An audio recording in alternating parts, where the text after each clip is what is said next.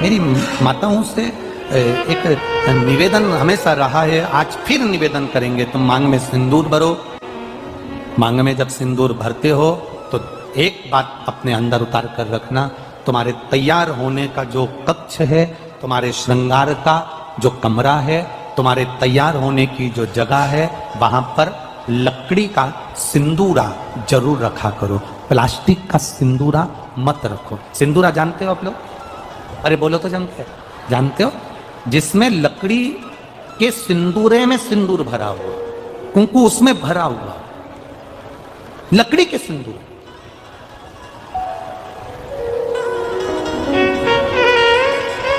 Plastic में नहीं, चांदी की डब्बी में नहीं, सोने की डब्बी में नहीं, एल्युमिनियम या पीतल की डब्बी में नहीं, लकड़ी के सिंदूर के अंदर।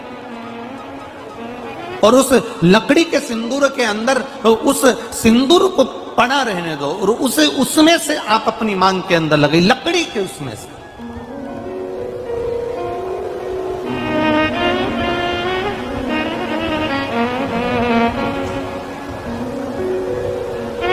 उसका एक भाव आपके यहाँ जब ब्राह्मण देवता शादी के समय पर मांग भरवाते होंगे, लड़के से कहते होंगे कि ये लड़की की मांग भरो, उस समय पर लकड़ी के सिंदूरे का महत्व ब्राह्मण देवता अपनी पोथी में से पढ़कर बताते होंगे कि लकड़ी का सिंदूरा क्या महत्व रखता है। उस जगह पर लकड़ी के सिंदूरे का महत्व ब्राह्मण देवता बताते हैं जिस समय पर मांग भरी जाती है। और मांग भरते समय ब्राह्मण देवता लकड़ी के सिंदूरे का महत्व बताते हैं कि पंचदेव, पंचायत, पंचदेव, भगवान विष्णु, मां दुर्गा, गणेश जी, सूर्य नारायण और भगवान शंकर। कितने देव? जम के बोलिए जरा। पंचदेव। पंचदेव शिव पंचायत के ये 5 देवता लकड़ी के सिंदूरे के अंदर रहते हैं। जब लकड़ी के सिंदूरे का आप दर्शन करेंगे तो वो गोल रहेगा, उस पे आगे का भाग एक उभरा हुआ होगा। करें दर्शन आप लोगों ने? उभरा हुआ भाग रहेगा। शिव महापुराण की कथा में और हमारे यहाँ जब ब्राह्मण देवता, जब लड़की की शादी होती है, लड़के की शादी होती है, तो लड़के के हाथ में सिंदूरा देकर कहते हैं इसकी मांग भरो। उस समय पर सिंदूर भरते समय ब्राह्मण देवता सिंदूरे का महत्व समझाते हैं कि इस सिंदूरे में, इस लकड़ी की डब्बी में, इस लकड़ी की डिब्बी को केवल लकड़ी की डिब्बी मत समझना, इसको सिंदूरा की डब्बी केवल सिंदूरा की मत समझना, इसको ध्यान लगाकर देखना। इसके अंदर मां दुर्गा, इसके अंदर गणेश जी महाराज, इसके अंदर सूर्य नारायण भगवान, इसके अंदर भगवान विष्णु, इसके अंदर देवादिदेव महादेव, ये पंचदेव शंकर भगवान की पंचायत इस सिंदूरे की लकड़ी की डब्बी के अंदर रहती है। इसके अंदर जो सिंदूर भरा जाता है, इन 5 की साक्षी रखकर मांग में जाता है, जिससे नारी का सौभाग्य अखंड होता चले जाता है।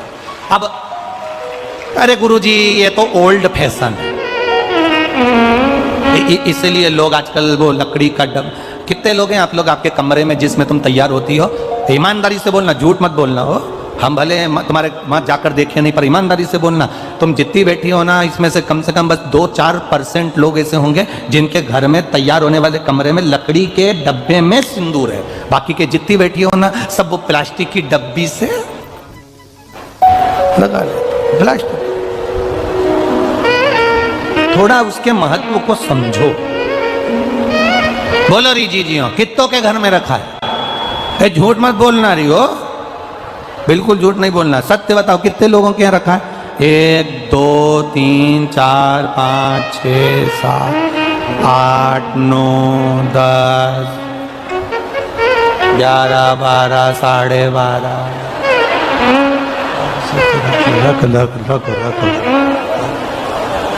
एक ने उठाया गिरा दिया, हम समझ गए पहले था हटा दिया। 12:30 का मतलब हम समझते हो, हम ध्यान रखना चाहिए। एक गुड़ चना सुहागवती नारी की झोली में इसलिए दिया जाता है कि जो सुहागिन में बैठी है, इसकी गोदी संतान से भी भरी रहे और इसके जीवन में कितनी भी जिंदगी में कभी भी दुख आए तो गुड़ जैसी मिठास इसके जीवन में हमेशा बनी रहे, हमेशा बनी। सिंदूरे का महत्व अपने जीवन में उतारिएगा। ज्यादा फैशन में, हम पहले भी कहे, दो चीजें अपने को बर्बाद कर देती है, एक फैशन, दूसरा व्यसन। ज्यादा फैशन भी हमको बर्बाद कर देगा और ज्यादा व्यसन भी हमको बर्बाद कर देगा। इन दो चीजों से बचने का प्रयास करिएगा। शिव कथा करिए, भगवान शंकर का संवाद करा महाराज, शिव महापुराण की कथा करिए, तारकासुर का संहार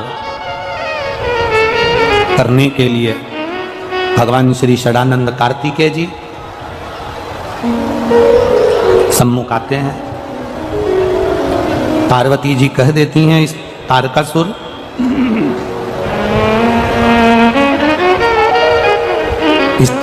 को, कार्तिकेय, इस तारकासुर के हृदय में शिव का वासा है, इसलिए इसके प्राणों को हृदय से, केवल एक शंकर ही ऐसे हैं जो आपके बीच में शिवलिंग के रूप में विराजमान है। उसको स्पर्श कर कर भी आप उसको गले लगा कर भी कह सकते हो कि बहुत दुखी हूं मैं, आज मुझे संभाल ले, मेरा कष्ट तू जान ले, मैं बहुत कष्ट में हूं, तेरे सिवा कोई नहीं है मेरा। आप उससे कहो, मिल जाएगा। नरसिंह मेहता के बड़े भाई और बड़ी भाभी ने धक्के मार कर निकाल दिया था। शंकर जी के शिवलिंग से गले लगकर रोया। श्री नरसिंह मेहता, संत नरसिंह मेहता, भगत नरसिंह मेहता शिव जी से गले लगकर रोते हैं, तो शंकर भगवान प्रकट होकर कहते हैं तुझे क्या चाहिए? नरसिंह तो कहता है मैं सांवरिया सेठ का भक्त हूं, और प्रकट शंकर जी हो गए।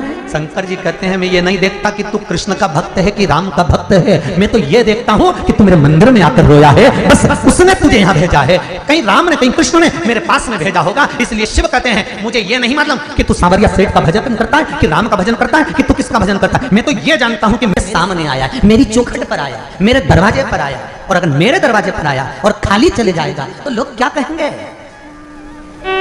पृथ्वी का व्यक्ति जीते जी बैकुंठ जा सकता है? अरे बोलो जम के, जा सकते हो? नहीं। पृथ्वी का व्यक्ति ब्रह्मपुरी जा सकता है? ब्रह्मलोक नहीं जा सकता। पृथ्वी का व्यक्ति इंद्रलोक जा सकता है? जम के बोलते जा। जीते जी इंद्रलोक जाओगे? नहीं। ब्रह्मलोक जाओगे? नहीं। बैकुंठ लोक जाओगे? नहीं। पर जीते जी पृथ्वी का व्यक्ति कैलाश धाम अर्थात शंकर के मंदिर जा सकता है। जीते जी आप शिव महापुराण तक जा सकते हो। जीते जी आप शिव का भजन कर सकते हो। जीते जी आप शिव के द्वार जा सकते हो, उससे कह सकते हो, चित्त वृत्ति उसमें लुटा सकते हो, कहो उसको दिल से। किसी को तकलीफ होती है तो वो हमसे कहने आता है तो हम उससे एक ही बात कहते हैं कि हम कोई विद्या नहीं जानते। सीहोर वाले महाराज को ना पत्रिका देखना आती है, ना ज्योतिषी आती है। सीहोर वाले पंडित प्रदीप मिश्रा को ना भाग्य देखना आता है, ना भविष्य देखने आता है। और सीहोर का पंडित प्रदीप मिश्रा आप आए, ना आपके गांव का नाम जानता है, ना शहर का नाम जानता है, ना कागज पर लिखकर हम कुछ बता सकते हैं आपको कि आप क्या करते हैं, हमें कुछ नहीं मालूम। पंडित प्रदीप मिश्रा केवल एक काम जानता है कि उसने भी भगवान का भजन करा है, तो आपको भी उसी का दरवाजा बता सकता है कि सेठों में सेठ वो बैठा हुआ है। जिस शंकर ने प्रदीप मिश्रा को संभाला उसी शंकर का दरवाजा बता सकता है। जो व्यक्ति उधार पैसा देता है उसका